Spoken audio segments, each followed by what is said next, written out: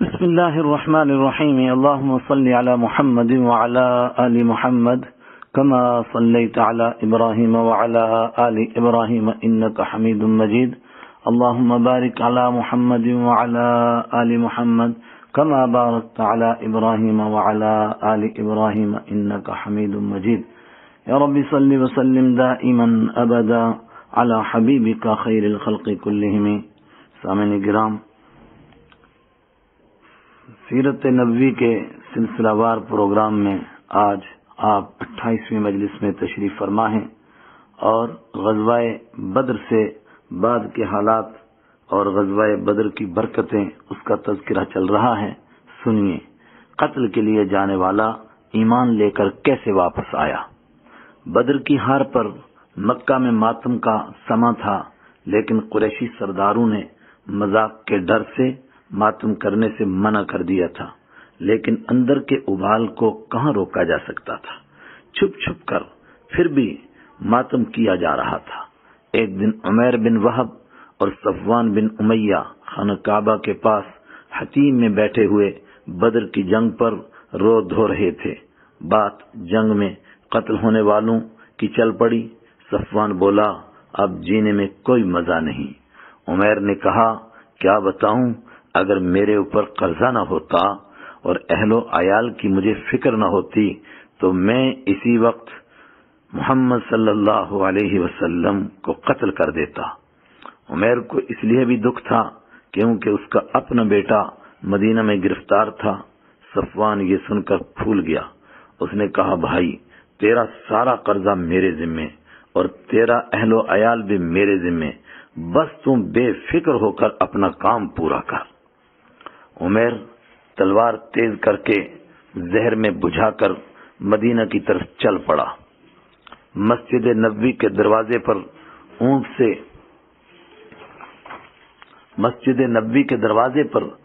سے نیچے اترا. حضرت عمر رضی اللہ تعالیٰ عنہ نے دیکھتے ہی سمجھ لیا کہ اس کی نیت ٹھیک نہیں معلوم ہو رہی ہے. فوراً اس کی تلوار کا دستہ پکڑ لیا. کھینچ کر حضرت رحمت عالم صلی اللہ علیہ وسلم کے پاس لے گئے. آپ صلی اللہ علیہ وسلم نے فرمایا، عمر، اس کو چھوڑ دو. اور عمیر کو قریب بلا کر پوچھا، کیوں آئے ہو؟ اس نے کہا، اپنے بیٹے کا حوالہ دے کر کہا، قیدیوں کے بارے میں کچھ بات کرنے آیا ہوں. حضور اکرم صلی اللہ علیہ وسلم نے فرمایا، سچی بات بتاؤ. اس نے کہا، یہی سچی بات ہے. پھر آپ صلی اللہ علیہ وسلم نے فرمایا، اچھا، تو نے اور صفوان نے کعبہ کے پاس حتیم میں کیا مشورہ کیا تھا؟ کیا تو نے یہ باتیں کعبہ کے سامنے نہیں کہی تھیں اور تو مجھے قتل کرنے کے لیے نہیں آیا؟ عمیر حیران و ششدر رہ گیا. اس کے ہوش اڑ گئے. پھر کچھ ہوش سنبھال کر بولا، اشہد ان لا الہ الا اللہ واشہد ان محمد رسول اللہ، اور عرض کیا، میرے اور صفوان کے علاوہ تو وہاں کوئی تھا ہی نہیں. پھر آپ صلی اللہ علیہ وسلم کو اللہ تعالیٰ کے علاوہ کون بتا سکتا ہے؟ یقیناً آپ سچے نبی ہیں. اور یہ کہہ کر مسلمان ہو گئے. اس طرح قاتل بھی آغوش رحمت میں آ گیا. جو قتل کے لیے گیا تھا وہ ایمان لے کر واپس آیا. آپ صلی اللہ علیہ وسلم نے صحابہ کرام سے فرمایا، اپنے بھائی کو دین سکھاؤ اور ساتھ ہی قرآن کریم پڑھاؤ اور اس کے قیدی بیٹے کو بھی آزاد کر دو. دین سیکھ کر کچھ دنوں بعد حضرت عمیر رضی اللہ تعالی عنہ نے عرض کیا، یا رسول اللہ، میں نے نور کی اس چراغ کو مکہ میں بجھانے کی بہت کوشش کی اور ساتھ ہی ایمان والوں کو بہت ستایا. مجھے اجازت دیجیے کہ میں مکہ میں جا کر اس دین کو عام کرنے کی محنت کروں اور ساتھ ہی مشرکین کو ایسے ہی ستاؤں جس طرح ایمان والوں کو تنگ کیا کرتا تھا. رحمت عالم صلی اللہ علیہ وسلم نے مکہ جانے اور دعوت دین دینے کی اجازت عطا فرما دی. انہوں نے مکہ میں جا کر بہت محنت کی، جس سے کئی لوگوں کو اللہ تعالیٰ نے ایمان نصیب فرما دیا. یہ ہیں نتائج جنگ بدر کے. ادھر صفوان بن امیہ روزانہ مدینہ سے آنے والوں سے پوچھتا، کیا کوئی نئی بات سنی؟ اور مکہ کے لوگوں کو بھی بتاتا تھا کہ تم بدر کے قصے پر نہ رو، بس ان قریب تم کوئی ایسی خوشخبری سنو گے جس سے سارے غم بھول جاؤ گے۔ جس وقت اس کو حضرت عمیر رضی اللہ تعالی عنہ کے اسلام لانے کی خبر ملی تو کھسیانہ ہو کر کہنے لگا اب میں اس سے کبھی بات نہیں کروں گا۔ اسی کو کہتے ہیں کھسیانی بلی کھمبا نوچے۔ سیر الصحابہ جلد 2 صفحہ 458۔ سورہ انفال اور جنگ بدر۔ جنگ بدر کے فوراً بعد قرآن کریم کی سورہ انفال نازل ہوئی ہے، جس میں مالک الملک نے بہت گہرے گہرے راز بیان فرمائے ہیں۔ ہم نے جگہ جگہ ان کی طرف اشارہ کرنے کی اس سے پہلے کوشش کی ہے اور آپ سن چکے ہیں، لیکن جو خوش قسمت اس غزوے کے مطالعہ کے ساتھ ساتھ سورہ انفال کو بھی پڑھیں گے یا کم سے کم ہماری رمضان المبارک کی تفسیر ہی سن لیں گے، انہیں یقیناً وہ باتیں سمجھ میں آئیں گی جو میں لکھ نہیں سکا اور جو میں کہہ نہیں سکا۔ اس صورت میں سب سے زیادہ اس بات پر زور دیا گیا ہے کہ ایمان والوں کو اپنی طاقت اور قوت کے مطابق تیاری تو بہت اچھی کرنی چاہیے، لیکن بھروسہ صرف اور صرف اللہ ہی کی ذات پر ہونا چاہیے، کیونکہ ہار جیت، فتح و کامیابی اور ناکامی سب کچھ اللہ تعالیٰ کے ہاتھ میں ہے، اور اللہ تعالیٰ کی مدد لینے کے لیے اس کا بندہ بننا اور اس کے حکموں پر عمل کرنا اور حضرت رحمت عالم صلی اللہ علیہ وسلم کی سنتوں کو زندگی میں زندہ کرنا بہت ضروری ہے۔ اس کے بغیر اس کی مدد کا مستحق انسان نہیں بن سکتا۔ سورہ پاک کا اکثر حصہ اسی بیان پر مشتمل ہے۔ مثال کے طور پر صرف اس مقام پر غور فرما لیجئے، فَلَمْ تَقْتُلُوهُمْ وَلَكِنَّ اللَّهَ قَتَلَهُمْ وَمَا رَمَيْتَ إِذْ رَمَيْتَ وَلَكِنَّ اللَّهَ رَمَى وَلِيُبْلِيَ الْمُؤْمِنِينَ مِنْهُ بَلَاءً حَسَنًا إِنَّ اللَّهَ سَمِيعٌ عَلِيمٌ ذَلِكُمْ وَأَنَّ اللَّهَ مُوهِنُ كَيْدِ الْكَافِرِينَ۔ چنانچہ مسلمانوں، حقیقت میں تم نے ان کافروں کو قتل نہیں کیا تھا بلکہ انہیں اللہ نے قتل کیا، اور اے پیغمبر صلی اللہ علیہ وسلم جب آپ نے ان پر مٹی پھینکی تھی تو آپ نے نہیں بلکہ اللہ نے پھینکی تھی، اور تمہارے ہاتھوں یہ کام اس لیے کرایا تھا تاکہ اس کے ذریعے مومنوں کو بہترین اجر عطا کرے۔ بے شک اللہ ہر بات کو سننے والا، ہر بات کو جاننے والا ہے۔ یہ سب کچھ تو اپنی جگہ، اس کے علاوہ یہ بات بھی تھی کہ اللہ کافروں کی ہر سازش کو کمزور کرنا چاہتا تھا۔ اللہ کافروں کی ہر سازش کو کمزور کرنے والا تھا۔ سورہ انفال آیت 17 اور 18 اور سنیے، یا ایھا الذین آمنوا اذا لقیتم فئۃ فاثبتوا واذکروا اللہ کثیرا لعلکم تفلحون واطیعوا اللہ ورسولہ ولا تنازعوا فتفشلوا وتذهب ريحكم واصبروا ان الله مع الصابرين ولا تكونوا كالذين خرجوا من ديارهم بطرا ورئاء الناس ويصدون عن سبيل الله والله بما يعملون محيط۔ اے ایمان والو، جب تمہارا کسی گروہ سے مقابلہ ہو جائے تو ثابت قدم رہو اور اللہ کا کثرت سے ذکر کرو تاکہ تمہیں کامیابی حاصل ہو، اور اللہ اور اس کے رسول کی اطاعت کرو اور آپس میں جھگڑا نہ کرو ورنہ تم کمزور پڑ جاؤ گے اور تمہاری ہوا اکھڑ جائے گی، اور صبر سے کام لو، یقین رکھو کہ اللہ صبر کرنے والوں کے ساتھ ہے، اور ان لوگوں کی طرح نہ ہو جانا جو اپنے گھروں سے اکڑتے ہوئے اور لوگوں کو اپنی شان دکھاتے ہوئے نکلے تھے اور دوسروں کو اللہ کے راستے سے روک رہے تھے، اور اللہ نے لوگوں کے سارے اعمال کو اپنے علم کے احاطے میں لیا ہوا ہے۔ سورہ انفال آیت 45، 46، 47۔ وہ قیدی جو مسلمانوں کی خوش اخلاقی پر اسلام لائے، ان کی طرف بھی تھوڑی سی توجہ فرمائیے۔ عطر کی دکان کے پاس سے گزرنے والے کو بھی کچھ نہ کچھ خوشبو ضرور نصیب ہو جاتی ہے۔ دنیا میں اس طرح کے بھی ہزاروں قصے ہیں کہ مسلمان کسی جگہ قید ہو گئے تو قید کرنے والے ان کے چہروں کا نور اور ان کے نورانی اخلاق دیکھ کر خود مسلمان ہو گئے۔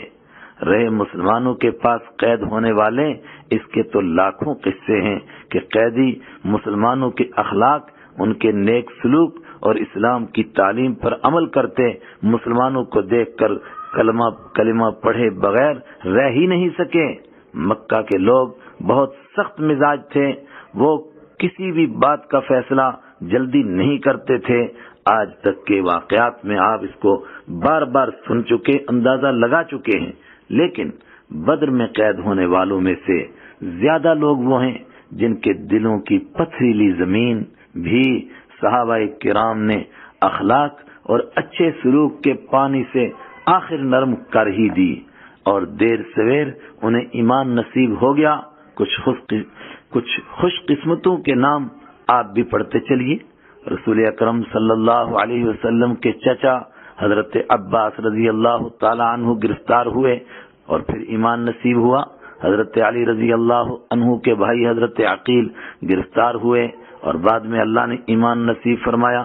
حضرت مصعب بن عمیر رضی اللہ عنہ کے بھائی حضرت ابو عزیز رضی اللہ تعالی عنہ، نوفل بن حارث، صائب بن ابی حبیش، ابو جہل کے بھائی خالد بن ہشام، ابو عطا عبداللہ بن ابی صائب اور مطلب بن حنطب، ابو وداع سہمی، عبداللہ بن ابی ابی بن خلف، وہب بن عمیر، سہیل بن عمر۔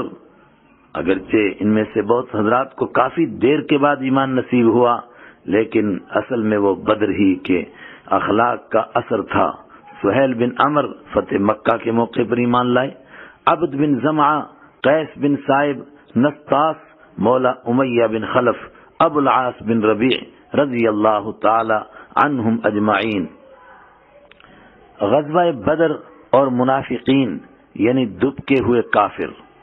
غزوہ بدر جس میں سچ اور جھوٹ، حق اور باطل کا برسر میدان فیصلہ ہو گیا تھا، اس کے نتیجے میں جن دلوں میں کچھ بھی روشنی ابھی باقی تھی، جو بالکل ابھی مردہ نہیں ہوئے تھے، ان کو یہ سوچنے کا احساس پیدا ہو گیا کہ اگر ہماری سوچ ٹھیک ہوتی پھر ہم کیوں ہارتے، ہمارے بتوں اور باطل خداؤں نے ہماری مدد کیوں نہیں کی۔ ہمارے لوگ بہادر بھی بہت تھے، پہلوان بھی تھے، مرد میدان بھی تھے، تجربہ کار بھی تھے، ہتھیار بھی ہمارے پاس کافی تھے، ہماری تعداد بھی 3 گنا زیادہ تھی، پھر مسلمان کیوں ہم پر غالب آ گئے اور ہم کیوں شکست کھا گئے، کیوں مغلوب ہو گئے۔ اسی سوچ پر بہت سارے لوگوں کو ایمان نصیب ہو گیا، لیکن اسی کے ساتھ ساتھ کچھ دل کے کالے بھی تھے، ان پر غزوہ بدر کے بعد اور ہی سیاہی چڑھ گئی۔ ایک طرف مشرکین مکہ کو بدلہ لینے کا جوش پیدا ہو گیا، جس کے لیے وہ کسی بھی حد تک جانے کے لیے تیار ہو گئے، اور اسی کے نتیجے میں پھر جنگ احد پیش آئی۔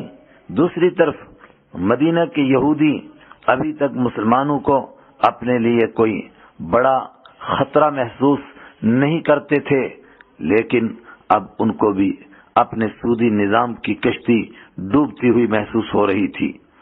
وہ کر تو کچھ نہیں سکتے تھے، لیکن اندر ہی اندر جل رہے تھے، ان کو بھی مروڑ پڑ رہے تھے۔ رحمت عالم صلی اللہ علیہ وسلم نے غزوہ بدر سے واپسی پر انہیں سوچنے سمجھنے کی دعوت دی کہ دیکھو، اب تمہیں صاف معلوم ہو چکا ہے کہ یہ دین سچا دین ہے، تبھی تو اللہ تعالیٰ نے اس کی اتنی بڑی مدد فرما کر باطل کو کھلے میدان ذلت امیز شکست سے دوچار کیا اور ذلیل کر دیا۔ اس پر یہودی کچھ سمجھنے کے بجائے دھمکی دینے لگ گئے، بلکہ کچھ اعلان کر کے کہنے لگ گئے کہ مکی لوگوں کو جنگ کرنے کا طریقہ نہیں آتا تھا، ان کے کچھ لوگ مرنے پر تمہیں دھوکہ نہ لگ جائے، اگر ہم سے مقابلہ ہوا تو مردانگی کا پتہ چل جائے گا۔ قرآن پاک نے یہ بات اس طرح بیان فرمائی، قد کان لکم آیۃ فی فئتین التقطا فئۃ تقاتل فی سبیل اللہ وأخرى كافرة يرونهم مثليهم رأي العين والله يؤيد بنصره من يشاء إن في ذلك لعبرة لأولي الأبصار۔ تمہارے لیے اے دنیا کے انسانوں، تمہارے لیے ان دو گروہوں کے واقعے میں بڑی نشانی ہے جو ایک دوسرے سے ٹکرائے تھے۔ ان میں سے ایک گروہ اللہ کے راستے میں لڑ رہا تھا، اور دوسرا گروہ کافروں کا گروہ تھا جو اپنے آپ کو کھلی آنکھوں ان سے کئی گنا زیادہ دیکھ رہا تھا، اور اللہ جس کی چاہتا ہے اپنی تائید سے مدد فرماتا ہے۔ بے شک اس واقعے میں آنکھوں والوں کے لیے عبرت کا بڑا سامان ہے۔ سورہ آل عمران آیت 13۔ یہ سب کہنے کی باتیں تھیں، ورنہ یہودی ایک کمینی اور بزدل قوم تھی، یعنی جو وہ دھمکیاں دیتے تھے صرف کہنے کے لیے، گیدڑ بھپکیاں۔ وہ جنگ کے بجائے سازش کرنے اور آپس میں لڑانے کی زیادہ کوشش ہمیشہ کرتے تھے۔ انہوں نے یہ کام مدینہ میں بھی شروع کر لیا، ایمان والوں کے ساتھ بھی ویسے ہی کیا۔ آس پاس کے لوگوں کو مسلمانوں کے خلاف بھڑکانا، اوس اور خزرج کے قبیلوں کو آپس میں بھیڑانا، ان کا رات دن کا بس یہی مشغلہ بن گیا۔ شماس بن قیس نام کا ایک بوڑھا یہودی ان کا بڑا عالم سمجھا جاتا تھا۔ ایک بار اس نے اوس اور خزرج قبیلہ کو آپس میں مہر و محبت کی باتیں کرتے دیکھا، اس کو دیکھتے ہی آگ لگ گئی۔ اس نے اپنے ایک جوان شاگرد سے کہا، جاؤ پرانی لڑائیاں یاد کروا کر ان کو آپس میں لڑاؤ۔ اس بدبخت نے یہی کیا اور کچھ کامیاب بھی ہو گیا۔ لوگوں کو پرانی باتیں یاد آئیں تو وہ طیش میں آ گئے، بازو چڑھا لیے، بلکہ ہتھیار بھی نکال لیے۔ حضرت رحمت عالم صلی اللہ علیہ وسلم کو معلوم ہوا تو آپ صلی اللہ علیہ وسلم جلدی سے تشریف لے آئے، ایمانی بھائی چارے کی باتیں بیان فرما کر شرم دلوائی کہ اس یہودی کے کہنے پر تمہیں کیا ہو گیا؟ لوگوں نے ہتھیار پھینک دیے۔ احساس ہوا، ایک دوسرے سے چپک کے گلے مل کر رونے لگے کہ ہمیں یہ ہو کیا گیا تھا۔ ابن کثیر اس قصے کی طرف قرآن پاک نے اس طرح اشارہ فرمایا، وَاعْتَصِمُوا بِحَبْلِ اللَّهِ جَمِيعًا وَلَا تَفَرَّقُوا وَاذْكُرُوا نِعْمَةَ اللَّهِ عَلَيْكُمْ إِذْ كُنْتُمْ أَعْدَاءً فَأَلَّفَ بَيْنَ قُلُوبِكُمْ فَأَصْبَحْتُمْ بِنِعْمَتِهِ إِخْوَانًا وَكُنْتُمْ عَلَى شَفَا حُفْرَةٍ مِّنَ النَّارِ فَأَنْقَذَكُم مِّنْهَا كَذَلِكَ يُبَيِّنُ اللَّهُ لَكُمْ آيَاتِهِ لَعَلَّكُمْ تَهْتَدُونَ۔ اور اللہ کی رسی کو مضبوطی سے سب مل کر تھامے رکھو اور آپس میں پھوٹ نہ ڈالو، اور اللہ نے تم پر جو انعام کیا ہے اسے یاد رکھو کہ ایک وقت تھا جب تم ایک دوسرے کے دشمن تھے، پھر اللہ نے تمہارے دلوں کو جوڑ دیا اور تم اللہ کے فضل سے بھائی بھائی بن گئے، اور تم آگ کے گھڑے کے کنارے پر تھے، اللہ نے تمہیں اس سے نجات عطا فرمائی۔ اسی طرح اللہ تمہارے لیے اپنی نشانیاں کھول کھول کر واضح کرتا ہے تاکہ تم راہ راست پر آ جاؤ۔ سورہ آل عمران آیت 103۔ ان سب سے زیادہ خطرناک مسئلہ عبداللہ بن ابی بن سلول کا تھا، جو اچھے مالدار گھرانے کا تھا۔ پیچھے اس کا ذکر آیا تھوڑا سا، لیکن اخلاق سے اتنا گرا ہوا تھا کہ اس کی کمائی کا بڑا ذریعہ بدکاری کا اڈا تھا، نعوذ باللہ۔ حضرت رسول اکرم صلی اللہ علیہ وسلم کے مدینہ تشریف لانے سے کچھ پہلے اوس و خزرج دونوں قبیلوں کا وہ بادشاہ بننے والا تھا، لیکن اسلام کے آ جانے کے بعد، خاص کر ہجرت کے بعد، اس کی خواہشوں پر پانی پھر گیا، اس لیے وہ بہت پریشان تھا، اور اس کے ساتھی جن کو اس کے لیڈر بننے پر کچھ امیدیں لگی ہوئی تھیں، غزوہ بدر تک وہ اعلانیہ کافر ہی تھے، اندر ہی اندر آگ لگی ہوئی تھی، لیکن منہ سے بالکل خاموش تھے کہ دیکھتے ہیں اونٹ کس کروٹ بیٹھتا ہے۔ غزوہ بدر کے بعد وہ حالات سے ڈر گئے، اور عبداللہ بن ابی منافق نے اپنی پارٹی کو خاموشی اختیار کرنے اور دل میں کفر چھپا کر منہ سے اسلام کا اعلان کرنے کا مشورہ دیا۔ یہودیوں نے اس موقع کا خوب فائدہ اٹھایا۔ میں نے اسی لیے شروع میں یہودیوں کا تذکرہ کیا، کیونکہ وہی ان کے اصل استاذ تھے۔ انہوں نے گہری دوستی لگا لگا کر ان کو منافقت کے گر سکھائے۔ اس طرح منافقوں کی یہ ایک پارٹی بن گئی جو زبان سے اپنے آپ کو مسلمان کہتے تھے، لیکن دل سے پکے کافر تھے اور کام بھی کافروں جیسے کرتے تھے۔ قرآن کریم نے ان کا تعارف کراتے ہوئے یوں فرمایا، وَمِنَ النَّاسِ مَن يَقُولُ آمَنَّا بِاللَّهِ وَبِالْيَوْمِ الْآخِرِ وَمَا هُمْ بِمُؤْمِنِينَ۔ يخادعون الله والذين آمنوا وما يخدعون إلا أنفسهم وما يشعرون في قلوبهم مرض فزادهم الله مرضا وَلَهُمْ عَذَابٌ أَلِيمٌ بِمَا كَانُوا يَكْذِبُونَ۔ اور کچھ لوگ وہ ہیں جو کہتے ہیں ہم اللہ پر اور یوم آخرت پر ایمان لے آئے، حالانکہ وہ حقیقت میں مومن نہیں ہیں۔ وَمَا هُمْ بِمُؤْمِنِينَ، وہ اللہ کو اور ان لوگوں کو جو واقعی ایمان لا چکے ہیں دھوکہ دیتے ہیں، اور حقیقت میں تو یہ ہے کہ وہ اپنے سوا کسی اور کو دھوکہ نہیں دے رہے ہیں، لیکن انہیں اس بات کا احساس اور شعور نہیں ہے، ان کے دلوں میں روگ ہے، چنانچہ اللہ نے ان کے روگ میں اور اضافہ کر دیا ہے، اور ان کے لیے دردناک سزا تیار ہے کیونکہ وہ جھوٹ بولا کرتے ہیں۔ سورہ بقرہ آیت 8، 9، 10۔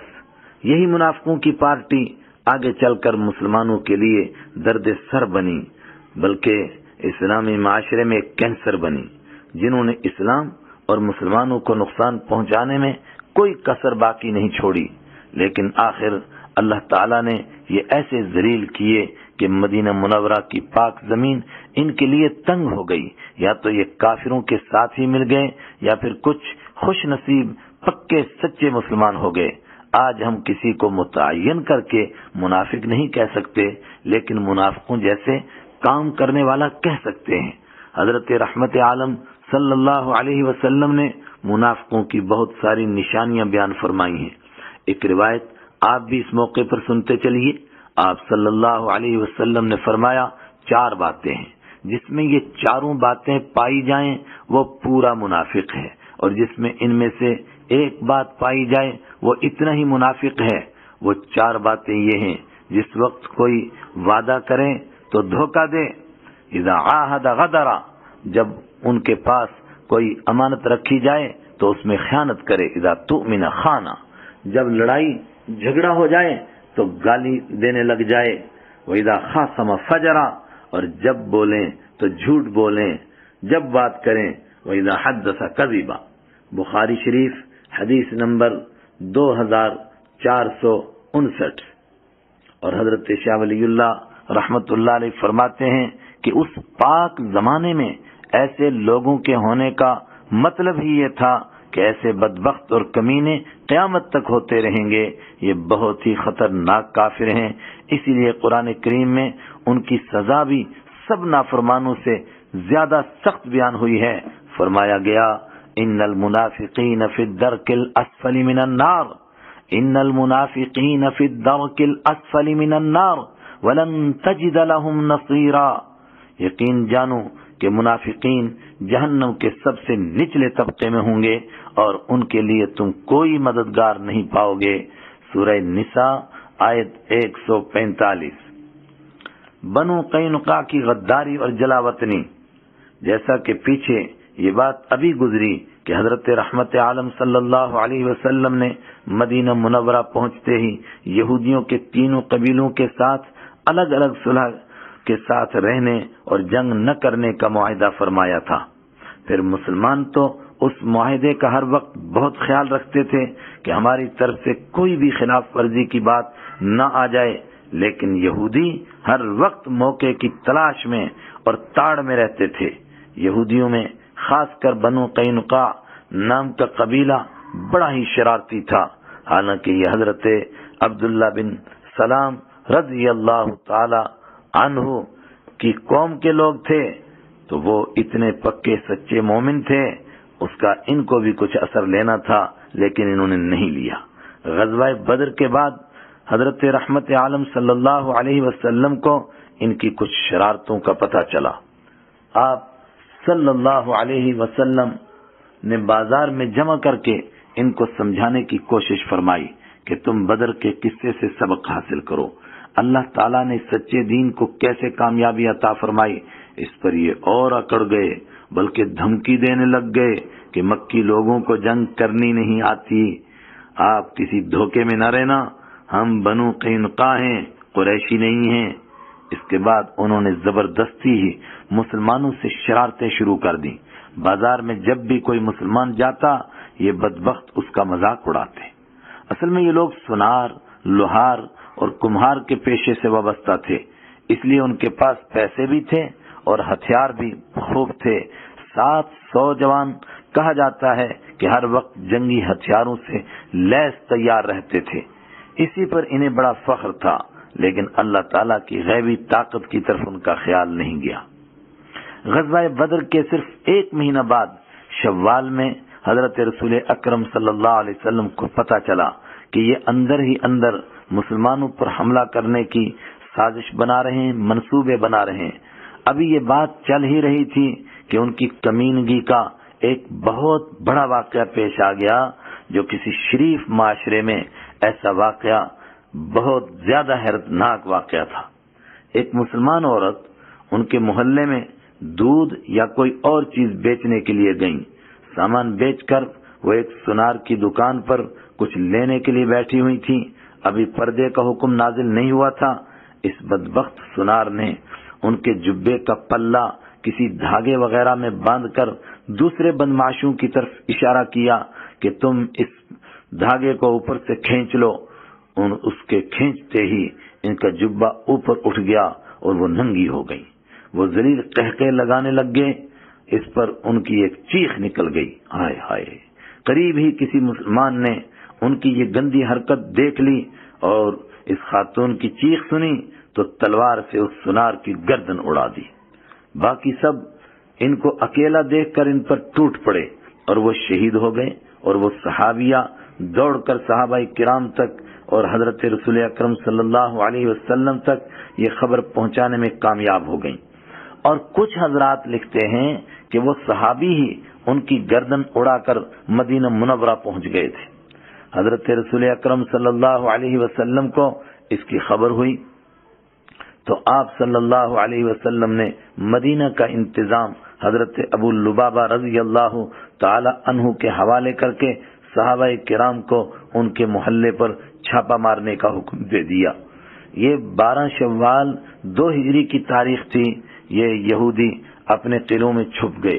15 دن تک صحابہ کرام اور رسول اکرم صلی اللہ علیہ وسلم نے ان کے قلعے گھیرے میں رکھے، ان کا محاصرہ کیے رہے۔ اللہ تعالیٰ کی غیبی طاقت نے ان کے دلوں میں ایسا رعب اور ڈر ڈالا کہ ذی قعدہ کی پہلی تاریخ کو وہ خود ہتھیار ڈال کر اپنے قلعوں سے باہر آ گئے۔ رحمت عالم صلی اللہ علیہ وسلم کے حکم پر ان کے جنگی جوانوں کو قید کر لیا گیا۔ کچھ فیصلہ ہونے ہی والا تھا کہ منافقوں کا سردار عبداللہ بن ابی آ گیا۔ حالانکہ کچھ ہی عرصے پہلے اس نے اپنے مسلمان ہونے کا اعلان کیا تھا۔ یہ منت سماجت کرنے لگ گیا کہ یہ میرے پرانے دوست ہیں، ان کو جان بخشی دے دی جائے۔ آخر اس بات پر فیصلہ ہو گیا کہ ایسے گندے لوگ جو ماں بہنوں کی عزت پر حملہ کریں انہیں مدینہ منورہ میں رہنے کا کوئی حق نہیں، وہ مدینہ منورہ سے چلے جائیں اور جنگی سامان کے علاوہ وہ جو کچھ ساتھ لے جا سکتے ہیں وہ لے جائیں۔ اس طرح یہ گندے لوگ مدینہ منورہ سے نکل کر کے شام کے راستے میں ازروعات کے علاقے میں جا کر بس گئے اور کچھ خیبر کے علاقے میں بسے، لیکن یہاں بھی زیادہ لوگ طاعون کی وجہ سے مر گئے۔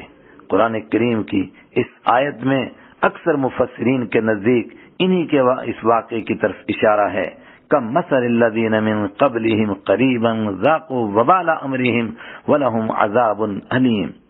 ان لوگوں کی حالت ان لوگوں کی سی ہے جو ان سے کچھ ہی پہلے اپنے کرتوتوں کا مزہ چکھ چکے ہیں اور ان کے لیے دردناک عذاب ہے۔ سورہ حشر آیت نمبر 15۔